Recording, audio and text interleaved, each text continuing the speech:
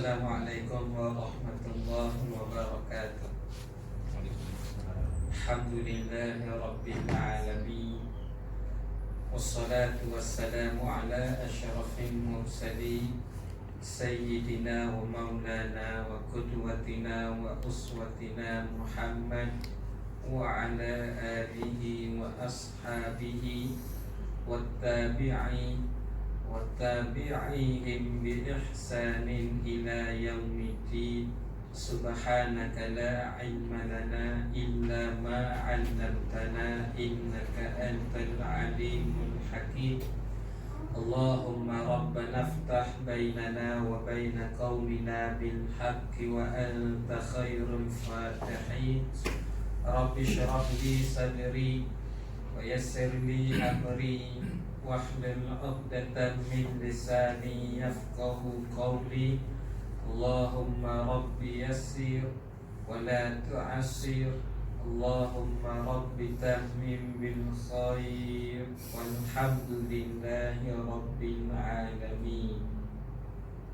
Kita sambung kembali kuliah bulanan kita. Kita menggunakan kitab Muqaddimah Aqidah Muslimin. Sambungan pada tengah hari ini muka surat 84, nombor yang kedua. Masih lagi di dalam huraian bab yang ke-13, bab perkara-perkara yang membatalkan dua kalimah syahadah. Baik, alhamdulillah, pertama-tama sekali kita rafakkan setinggi-tinggi syukur kita pada Allah. Kita diberikan kesempatan sekali lagi pada tengah hari ini untuk kita sambung kembali pengajian kita. Mudah-mudahan Allah Ta'ala limpahkan barakah dalam kehidupan kita, insya-Allah. Kuliah ataupun majlis ilmu ni dia nampak kecil lah. Kalau di pihak guru hanya bercakap, mengajar. Tetapi mengajar tu kita bukan semata-mata taklim, kita bukan sekadar mengajar, kita juga nak kepada tarbiyah, iaitu bukan setakat menyampaikan ilmu tu selesai, tidak, tapi lebih daripada tu kita nak ada didikan, kita nak ada role model. Kalau sama-sama kita ni, saya belajar daripada tuan-tuan, tuan-tuan pun ambil manfaat daripada saya. Masing-masing kita ambil manfaat antara satu sama lain. Jadi majlis ilmu ni nampaknya kecil itulah. Pihak guru mengajar, pihak yang mendengar, angguk sekejap, kadang-kadang kita ketawa, nampak kecil lah. Tapi barakah suasana majlis. Kerana apa? Kerana Nabi sebut dalam hadis, bukan setakat kita je ada, malaikat ada sekali dengan kita. Dan hadis sahih, malaikat menaungi orang yang duduk dalam majlis ilmu dengan sayap mereka. Dengan maksud pada hadis itu, tafsir ulama, malaikat mendoakan kebaikan kepada kita yang ada dalam majlis ilmu. Jadi kita harap limpah majlis ilmu tu, Tuhan limpah barakah dalam hidup. Boleh jadi anak isteri dengan kata alhamdulillah. Boleh jadi rezeki kita barakah, alhamdulillah. Boleh jadi anak-anak kita sehat semuanya, tidak ada yang diuji dengan sakit kritikal sebagainya, alhamdulillah. Itu semua adalah barakah. Baik, kita akan sambung kembali perkara-perkara yang membatalkan dua kalimah syahadah. Sambungan pada tengah hari ini, nombor yang kedua. Setengah daripadanya adalah tidak mengakui nikmat zahir dan batin adalah daripada kurniaan Allah Subhanahu wa ta'ala. Dengan maksud seseorang itu dia kufur terhadap nikmat Allah. Kufur terhadap nikmat Allah, kufur yang bagaimana, yang bawa kepada rosak akidah, iaitu kufur yang menafikan hakikat nikmat itu datang pada Allah. Contohnya, kita kerja ni, kita usaha, sama ada kerja makan gaji ke, kita bisnes ke, dengan hasil usaha pekerjaan kita ni kita kaya. kita naik pangkat, gaji bertambah. Kalau bisnes semakin maju, semakin berkembang, kita duk kata kaya kita tu, hebat kita tu, berkembang kita tu, maju kita tu adalah kerana usaha kita, sehingga kita tak nampak kurnia Allah. Itu bawa kepada kufur akidah. Bila kita mengaji bab kufur, kata ulama ada dua. Yang pertama kufur nikmat, yang kedua kufur hakikat. Kufur nikmat dengan maksud apa jua nikmat yang Allah beri pada kita, kita guna bukan pada jalan yang baik. Kufur nikmat. Tuhan beri harta, Tuhan beri duit, tapi kita guna pada jalan yang haram. Kita guna mentang-mentang kita ada duit, kita guna duk langgang pelacur. Sekali langgang pelacur 300, 500 satu sesi. Kita kata 500 satu sesi, kita orang banyak duit ni tak pelik Kalau seminggu untuk 2-3 orang tu, seminggu baru 1,500. Sebulan seminggu 1,500, sebulan 6,000. Kita orang banyak duit, apa pelik 6,000 sebulan melanggar pelacur demi keseronokan kepuasan hawa nafsu. Pasal kita orang ada duit, maka orang macam tu dia ada duit tapi dia guna pada benda haram. Kufur nikmat. Akidah tak rosak, sekadar berdosa Tapi kata ulama, kufur hakikat, yang kata kufur hakikat rosak akidah tu bermula daripada kufur nikmat itulah mula-mula. Kerana dalam urusan akidah ni kita kena faham juga, iaitu talbis iblis. Ada satu kitab, nama kitab itu adalah Talbis Iblis, ditulis oleh Ibnu Qayyim kalau saya tak silap. Ibnu Qayyim kan? Ibnu Qayyim yang tulis kitab Talbis Iblis, helah ataupun tipu daya iblis. Iblis menipu manusia ataupun syaitan dia tipu manusia sesuai dengan taraf kemampuan yang kita ada. Dia tak tipu direct. Kalau kita orang yang mari surah, mari dengar kuliah, mari masjid, sembahyang jemaah, takkan dia terus nak tipu kita supaya minum arak. Kita tengok botol arak pun geli. Usah nak minum arak, tengok botol arak pun kita rasa geli. Babi, sebut, bukan kata nak sebut babi pun geli. Jadi takkanlah yang macam ni dia nak tipu minum arak. Jadi dia tarik sikit. Contoh siapa? Contoh Barsisa yang kuat sangat ibadat dia, tetapi dia tidak ada ilmu tentang tipu daya iblis ni. Maka iblis menyerupai seorang laki-laki datang beribadat di samping dengan Barsisa juga. Dalam hadis memang disebut dalam sanad yang sahih, iblis boleh menyerupai dalam rupa bentuk manusia. La ilaha illallah. Siapa? Daripada rumah ni? Rumah.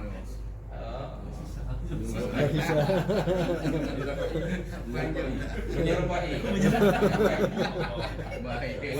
Boleh jadi malaikat. Sikit. Kuat apa? Kuat berbasikal kok. Apa-apa pun dia jadi kerajaan kan. Baik, jadi dalam hadis pada sanad yang sahih ada riwayat syaitan iblis menyerupai dalam bentuk manusia. Satu peristiwa Nabi Allah Ibrahim nak sembelih Nabi Allah Ismail, maka telah dihalangi oleh iblis yang menyerupai dalam rupa bentuk manusia. Iblis halang. Ulama bagi tahu kisah ni, kenapa iblis halang? Patut iblis bergembiralah kerana Nabi Ibrahim nak sembelih Nabi Ismail. Patut iblis happy. Tak, bukan cara tu. Tetapi iblis menghalang kerana Nabi Ibrahim nak melaksanakan perintah Allah. Jadi dia halang.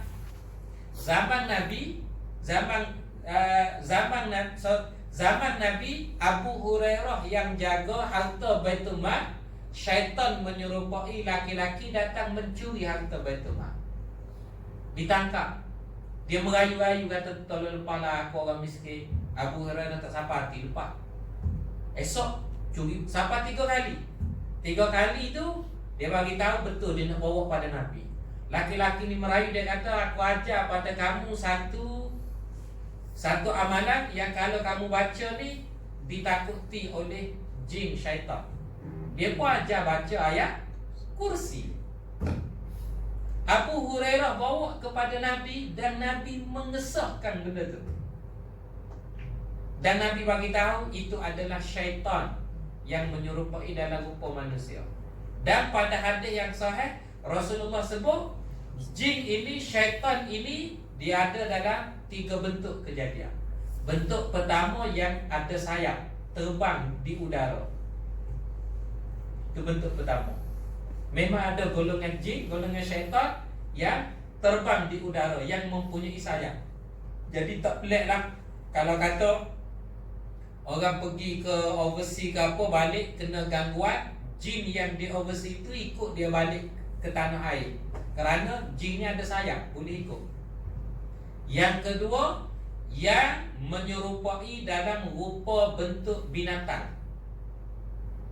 Dan yang ketiga, jenis syaitan ataupun jin yang berpindah ganda daripada satu tempat ke satu tempat. Dia tak ada penempatan yang tetap. Dia pindah ganda satu tempat ke satu tempat. Maka kata ulama, satu-satu tempat yang kalau dibiarkan tidak berpenghuni lebih daripada 3 hari, maka ada benda lain yang masuk menghuni. Contohnya kita tinggal rumah kita kosong, balik kampung seminggu. Bila kita balik semula, maka kita masuk dalam rumah kita dengan kita baca sebut zikir nama Allah. Mana-mana zikir sebut nama Allah boleh dibaca. Bismillahirrahmanirrahim, la yadurru ma'asmihi, boleh kerana bismillah ada nama Allah. Bismillahirrahmanirrahim, boleh ada nama Allah. A'udzubillahi minasyaitan, boleh ada nama Allah. Na'udzu bikalimatillahi tammati min syarri, boleh ada nama Allah. Kenapa? Kerana lebih 3 hari ada benda lain masuk menghuni. Kerana Nabi sebut dalam hadis sahih, ada kelompok yang pindah ganda ke satu tempat ke satu tempat. Jadi bersisa ni datang iblis menyerupai buat ibadat. Kita namanya manusia biasa, rajin setakat mana buat ibadat, pasti rasa penat letih, ngantuk. Walaupun rajin buat ibadat, walaupun kita kata aku nak buat ibadat, tak nak berkahwin, tapi nafsu tetap ada. Jadi iblis datang menyerupai, bersisa rehat, dia tak rehat. Sehingga kagum bersisa, orang ni lagi hebat ibadat badan. Dia pun tanya. Maka iblis yang menyamar ni, dia kata, dulu aku ni buat maksiat, berdosa, kemudian aku bertaubat. Bila aku bertaubat ni, aku rasa macam aku bersalah sangat dengan Tuhan. Aku rasa macam aku nak tebus kesilapan aku. Sebab itulah aku buat ibadat. Aku buat ibadat ni tak berhenti-henti. Sebab apa? Sebab nak menebus kesalahan. Kalau kamu nak macam aku, kamu kena buat maksiat dulu. Fikir bersisa, betul juga kan? Sini mula masa. Kerana dia hanya rajin buat ibadat, tapi dia tidak ada ilmu. Sebab tu kita dua-dua ni kena seiring. Di samping kita mencari ilmu, di samping tu juga kita selit-selit masa tambah ke amal ibadat kita. Kalau kita buat macam tu, ramai mana juga yang dalam majlis ilmu dia berzikir. Orang mengajar kuliah, dia baca Quran. Kalau kita tengok di masjid-masjid surau kan, kuliah maghrib, kuliah subuh, dia duduk baca Quran. Sangkaan dia bacaan Quran itu baik. Memang baca Quran itu ibadat, tetapi ibadat itu dilakukan tak kena dengan suasana. Kerana suasana ketika itu afdalnya adalah mendengar kuliah. Sama juga masa khutbah Jumaat. Afdal ketika khutbah Jumaat tidak ada sebarang amalan kecuali amalan ketika itu hanyalah mendengar. Amalannya hanya mendengar. Selang-seli boleh sebut dengan selawat, dengan doa. Kalau contoh khatib dengan khutbah, khatib kata sabda Rasulullah sallallahu alaihi wasallam, bolehlah kita sallallahu alaihi wasallam selawat. Khatib kata marilah kita sama-sama berlindung daripada Allah, daripada neraka jahanam. Kita pun na'udzubillahi min zalik. Bolehlah dengan suara yang tidak mengganggu orang lain. Jangan pula kita sallallahu alaihi wasallam. Taklah disuruh macam tu. Tapi kalau sekadar selawat, doa ringkas, tidak dikira lalai, lara dalam khutbah, tidak. Tapi amalan ketika tu adalah amalan mendengar, bukan berzikir, bukan baca Quran. Kalau semayang tahiyatul masjid pun ada suruhan supaya diringkaskan. Sebab apa? Sebab keutamaannya adalah untuk mendengar khutbah. Jadi kalau orang tu belajar, dia ada ilmu, dia faham, maka dia tak akan jadi orang yang salah dalam amalan. Ada orang kan dia orang ada majlis ilmu, dia mari-mari sembahyang sunat. Kita tak tahu niat dia apa. Adakah kerana dia nak tunjuk dia rajin sembahyang sunat ke ataupun macam mana? Sedangkan ketika itu adalah lebih baik dia mendengar kuliah, tidak mendengar. Kenapa kata ulama baca Quran ke, berzikir ke, sembahyang sunat ke berbanding majlis ilmu, keutamaan pada majlis ilmu? Kerana begini, kalau orang tu berzikir, pahala zikir dia seorang dia dapat. Dia baca Quran, keutamaannya pada dia seorang dia dapat pahala tu, orang lain tak dapat. Tapi kalau dia duduk dalam majlis ilmu, manfaat dia lebih besar. Bila dia dengar, dia faham, dia boleh sampai tak, kongsi tak dengan orang lain, dia boleh kongsi.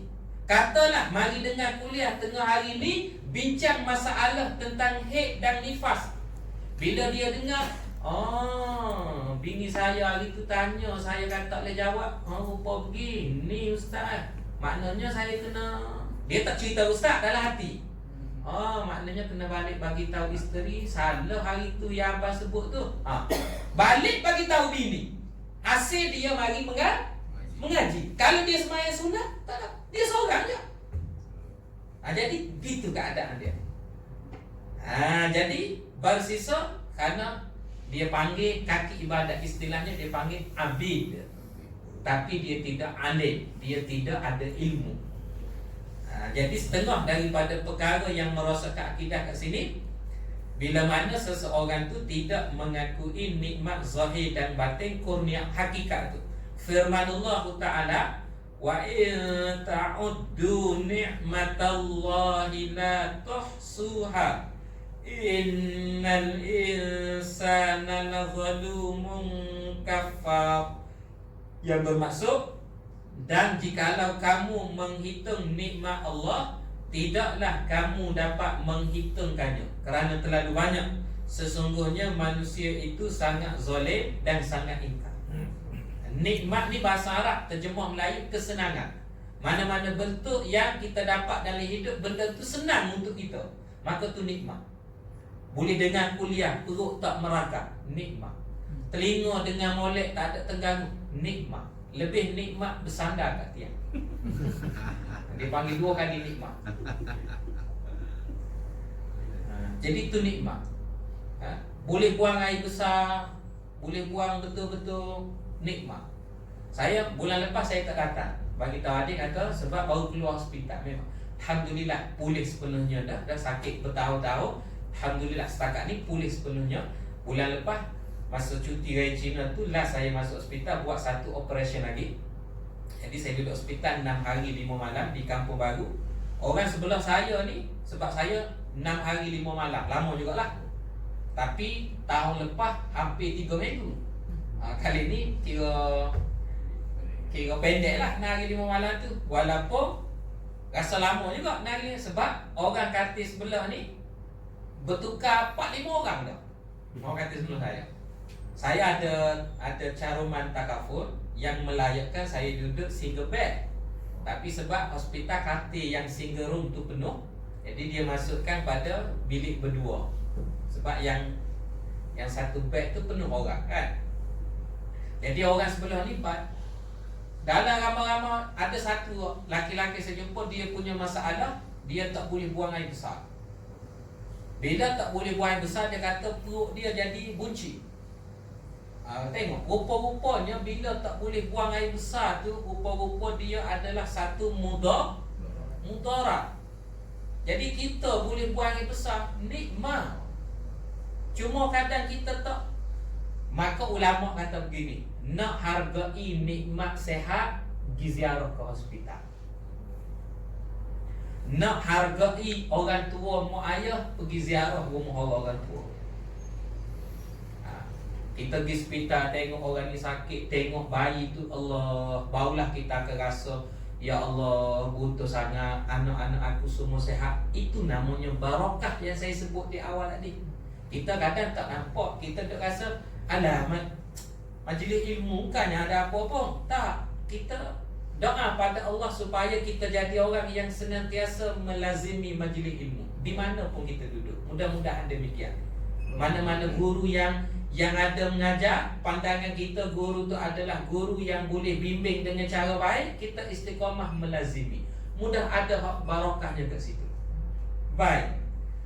Kemudian dia kata kat sini firmanullah Ta'ala lagi, alam tarau anna Allah sakhkhara lakum ma fis samawati wa ma fil ardh wa asbagha alaikum ni'amahu zahiratan wa batinah wa minan nasi man yujadilu fillahi bighairi 'ilm wa la hudan wa la kitabim munir.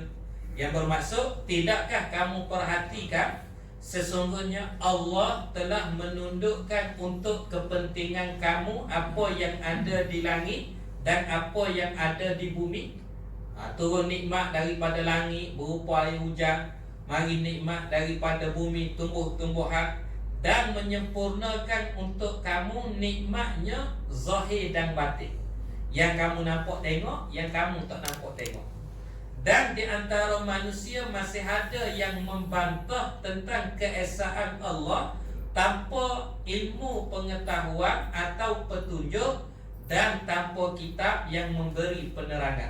Ayat ni Allah Ta'ala nak sebut nikmat mari daripada langit, nikmat mari daripada dua-dua arah Tuhan beri. Jikalau ditarik salah satu daripadanya atau kedua-dua sekali, meranalah kita. Contohnya isu coronavirus yang ada sekarang, tak merana habis. Betul tak? Kita buat ke tidak? Kita tak buat. Hok makan kelawar, makan ular, makan pelik-pelik ni kita ke? Tak, orang lain. Tapi kita pun terasa. Di Malaysia berapa kes? Tapi Alhamdulillah lah ada perubahan yang positif. Paling efek besar kepada industri-industri yang berkait dengan pelancongan. Saya tahu kerana saya pelancongan. Yang terbaru baru-baru ni kita dapat update, hotel-hotel di Malaysia kerugian 40 bilion. Ni pun berita lama dah, masa awal itu 40 bilion. Dan pelancong tak masuk. Genting Highland macam mana? Berkaitan dengan penerbangan macam mana? Travel agent macam mana? Saya Alhamdulillah lah, ada juga backup sikit-sikit pergi pada negara-negara yang tidak terkesan. Umpamanya kami ada package ke Miri dan Brunei. Brunei setakat ni tidak ada kes yang dilaporkan. Miri pun kes selamat lagi. Esok lusa kami ada satu grup ke Miri Brunei, ada satu grup ke Surabaya. Alhamdulillah, Indonesia pun okey lagi. Saya sendiri akan pergi ke Europe 22 hari bulan ni. Hari ni 3 hari bulan. Kurang lebih daripada 3 minggu lagi saya sendiri akan fly bawa satu grup pergi ke Europe. Jerman, Austria. Saya tengok Jerman antara negara yang tinggi juga kes dilaporkan. Maknanya kita tak buat apa. Mana kalau kata Allah Ta'ala nak tarik, Allah Akbar. Jadi sepatutnya kita orang beriman, kita fikir tentang benda-benda ni, memberi keinsafan kepada kita. untuk kita kena senantiasa ingat hak Tuhan beri ni macam mana. Baik, firmanullah Ta'ala lagi, inna qaruna kana min qaumi Musa fabagha alaihim wa atainahu minal kunuzi ma inna mafatihahu latunu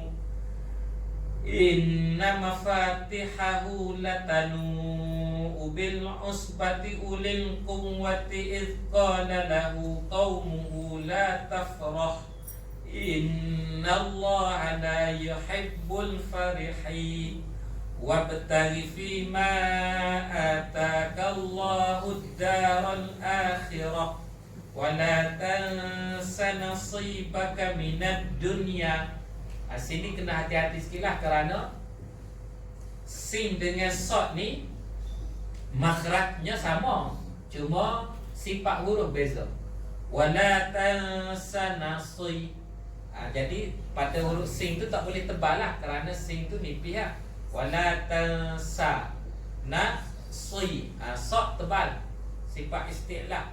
Kalau mengaji tajwid lah, makna kena hati-hatilah pada hak setengah-setengah huruf yang dekat-dekat tu.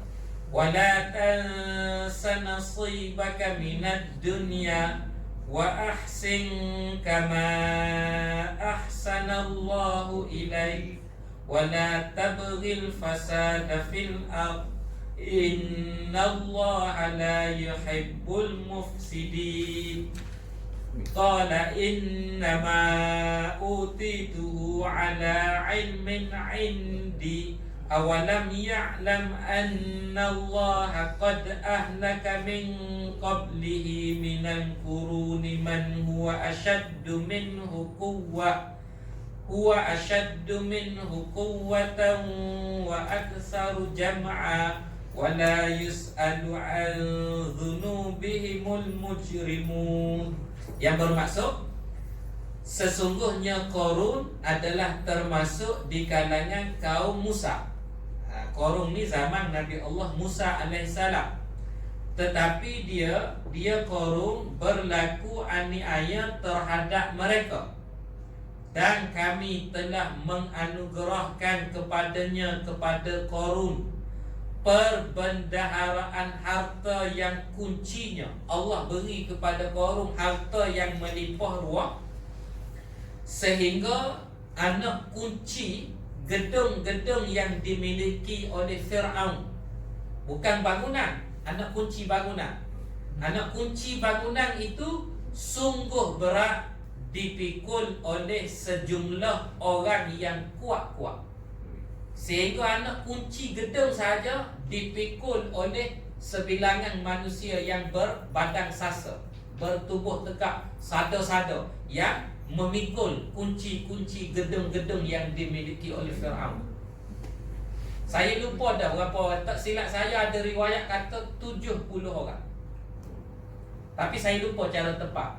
Sebelum pada ni ada disebut dalam riwayat berapa orang yang pikul kunci-kunci gedung Fir'aun. Kalau saya tak silap Qarun 70 orang laki-laki. Dalam Quran disebut sejumlah, maknanya sejumlah orang yang ramai. Harta kita selip poket kunci kereta kan? Kunci kereta, kunci motor, kunci rumah. Tu pun kaya dah kita. Kereta, rumah. Kira alhamdulillah lah. Kira kata orang senang lah. 2-3 minggu lepas, bapak mertua saya daripada Kedah mari. Kedah ni di Baling. Baling ni kawasan kampung Ulu lah. Datang Kuala Lumpur. Saya bawa pusing sekitar bandaraya, termasuk lalu dekat jalan Tunku Abdul Rahman tu. Saya kata ni lah lorong Haji Taib ni, kat area situ. Kemudian saya bagi tahu kepada dia, saya kata yang duduk bawah-bawah bangunan tu, yang pegang-pegang kotak tu, itu adalah golongan gelandangan tu. Kan banyak kan duduk bawah tepi-tepi bangunan dengan pegang kotak.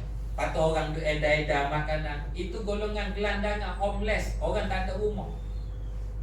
Kalau kita tengok pada dia orang kan, kita berasa muja benar, kaya benar kita ada rumah. Walaupun rumah mungkin rumah sewa dulu, tapi kira untung lah. Pasal tidur malam, tidur ada aircon, ada kipas. Dia orang, rumah tak ada. Korun ni pula Allah Ta'ala beri kaya pada dia, sehingga kunci gedung. Ingatlah ketika kaumnya berkata kepadanya, janganlah kamu terlalu bangga. Sesungguhnya Allah tidak suka kepada orang yang membanggakan diri. Pengajaran dia, apa pun yang Tuhan beri pada kita nikmat, jangan sekali-kali kita rasa sombong. Tuhan beri kaya pun jangan sombong. Tuhan beri jawatan pun jangan sombong. Kerana nikmat jawatan, nikmat kaya, sekelip mata Tuhan boleh tarik. Contoh mudah yang berlaku di Malaysia sehari dua ni, kerajaan hak jatuh naik hak baru pula. Hak baru ni pun kalau aku sombong takabur, tunggu masa 2-3 tahun, kita jatuh pula. Apa payah? Kerana kuasa sebenar pada tangan rakyat. Itu je. Orang tu, saya tak pandai walaupun saya mengaji sains politik, nak ulas lebih-lebih kerana nak jaga hati kawan-kawan. Kalau boleh, politik ni bukan medan kita duduk bergaduh. Dia orang kat atas boleh bersembang, minum kopi sekali. Kita hak lebih-lebih bergaduh pula. Betul ke tidak? Cuba tengok hak jadi kerajaan sekarang. Muka hak sama juga hak jadi kerajaan sebelum ni. Cuma tukar sikit-sikit lah. Nah, siapa kita pun tak tahu pula cerita ni ke mana. Maknanya dia orang kat atas tak ada pelik mana lah. Kita bawah ni lah. Jadi kalau perbezaan isu politik menyebabkan medan kita bermusuh, pandangan saya bermakna kita belum lagi berpolitik secara politik yang matang. Kita boleh berbeza. Ini penyokong Pakatan Harapan, ini penyokong kerajaan, boleh berbeza, tapi tak payahlah gaduh bermusuh pelik-pelik, tak payah. Harapan kita, siapa pun yang naik jadi kerajaan, dia naik dengan dia bawa perubahan kepada Malaysia supaya kualiti rakyat menjadi semakin baik. Itu harapan kita. Pasal kita tahu kita susah. Susahnya kerja, payah, susahnya macam-macam susah lah. Agak-agak bila siapa-siapa naik pun boleh jaga Islam, boleh jaga orang Melayu, tidak ada penghinaan kepada yang di-Pertuan Agong, boleh jaga keselamatan negara dan sebagainya. Kita nak begitu. Kita nak kita duduk dalam satu negara yang aman dan selamat daripada ancaman-ancaman seumpama dengan itu. Setuju ke tidak? Nampak raya petani pelan raya boleh menang ni kan? Jadi menteri Nusa Kelantan. Lawak je tu. Jadi kat pengajaran kat sini jangan sombong, jangan angkuh. Saya pengalaman lah sikit cerita pengalaman awak ubah tak sini ngatuk ni. Saya lalu dah jadi pendakwah bebas penuh masa. Sekarang ni separuh masa pendakwah, separuh masa uruskan company syarikat Jawahi Travels yang berhak. Saya lah director. Ada office di Wangsa Melawati satu, ada office di Kelantan satu, ada 2 office sekarang. Alhamdulillah. Kalau tuan-tuan buka website www.jawahitravel.com.my, itu website company saya lah. Cuma jangan buka sekarang lah. Buka nanti Jawahi. Jawahi itu nama mak saya letak nama company. Jadi sekarang full time. Kami ramai ejen, ramai ni. Alhamdulillah lah, adalah sedikit rezeki. Masa zaman pendakwah bebas dulu, kawan-kawan yang sama-sama dakwah bebas, tak ada kerja tetap apa kan, okey, bermuamalah, bertegur sapa, berkongsi apa. Bila mereka mula dapat tawaran job dengan company tu, dengan kerajaan negeri ni, mula sombong dengan kawan-kawan yang sama-sama dakwah bebas dulu. Kalau AJK Surah, macam Haji Rasul, dia masih lagi pegang dakwah, tak pegang dakwah. Ada kawan-kawan saya yang AJK Surah PT ni, dia kata ada orang, ada ustaz-ustaz sebelum daripada jadi wakil rakyat ke, dia orang sendiri yang WhatsApp kepada AJK ni, minta nak ceramah, nak kuliah. Kerana ketika tu tak ada job. Kalau kuliah ni bolehlah sagu hati sikit, 150 ke 200. Bila dah mula jadi wakil rakyat ke, dapat kerja mana-mana, surah tu panggil ceramah, sombong tak mari dah kat surah. Mari masjid-masjid sebab bayaran kat surah banding bayaran kat masjid, masjid lebih besar. Padahal waktu dia mula-mula naik dulu, surah ni lah yang menaikkan dia. Betul ke tidak? Punca apa? Kerana ada sombong. Padahal dia tak sedar jawatan dia tu bila-bila masa boleh jatuh. Jadi wakil rakyat ni tak selamat. Tak selamat 5 tahun. 5 tahun tak. Orang boleh jatuh. Lepas tak jatuh apa itu ini, mula nak menagih balik lah dengan kawan-kawan. Oh, dia jadi gitu. Jadi poin pengajaran dia, apa pun Tuhan bagi rezeki pada kita, tuan-tuan dan saya, apa pun Tuhan bagi rezeki pada kita, kalau kita berniaga, kaya sendiri kalau berniaga, kalau Allah Ta'ala beri kaya satu hari nanti, tak boleh nak sombong. Kerana Tuhan boleh tarik bila masa. Katalah ada dalam simpanan kita 500,000. Katalah ada 500,000, kita rasa kaya dah kita, sombong dengan kawan-kawan. Tuhan uji anak kita dengan ketumbuhan otak. Sekali 500,000 habis licin. Betul ke tidak? Nak bangga apa? Maknanya kita kena jadi orang yang ambil pengajaran daripada apa yang berlaku, supaya kita senantiasa jadi hamba yang syukur pada nikmat-nikmat Allah. Baik. Dan carilah pada apa yang telah dianugerahkan Allah kepada kamu kebahagiaan negeri akhirat. Jangan lupa akhirat. Cari akhirat.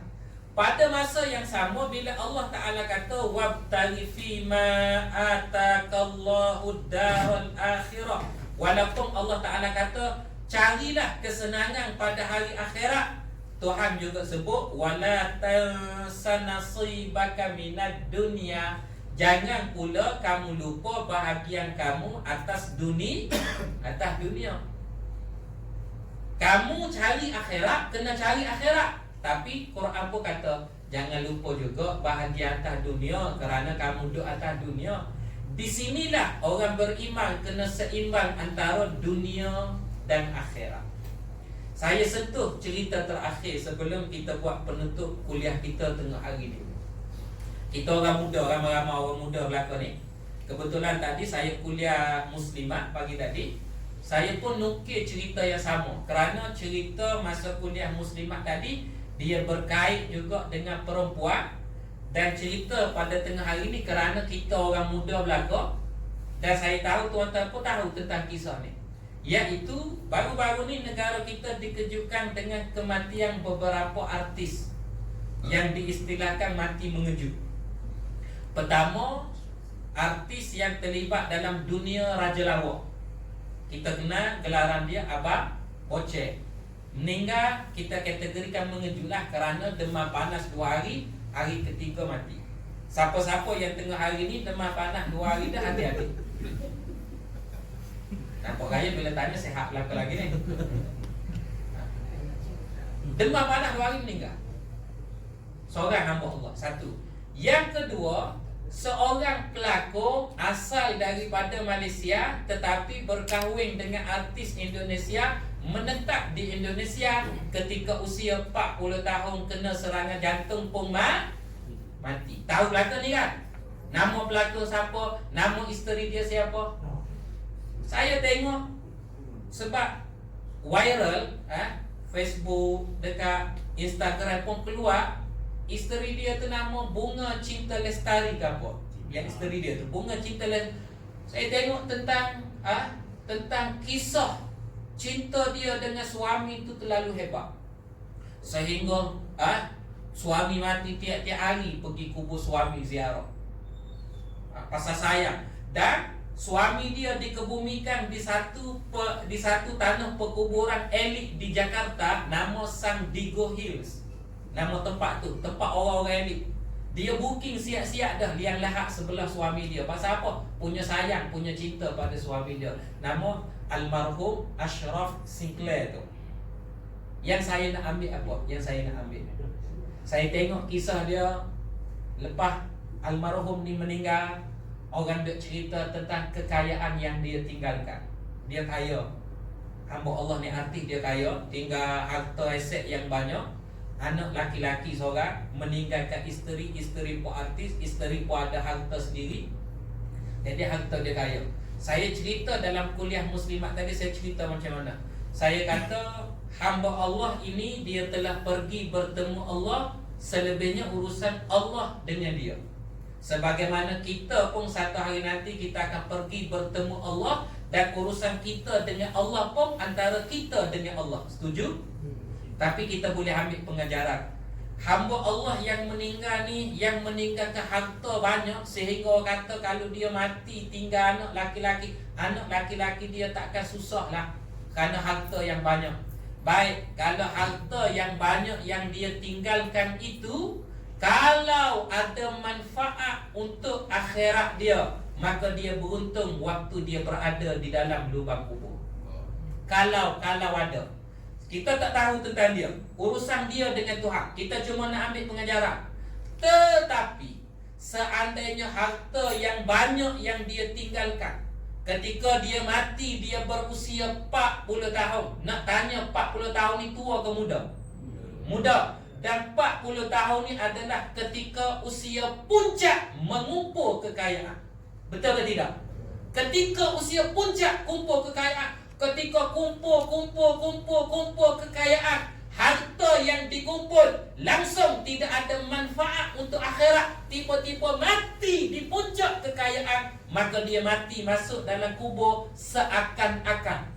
Dengar elok ayat saya ni. Kemudian tuan-tuan buat pendidikan sendiri. Seakan-akan dia menghabiskan usianya 40 tahun semata-mata letih untuk mengumpul harta dunia sahaja.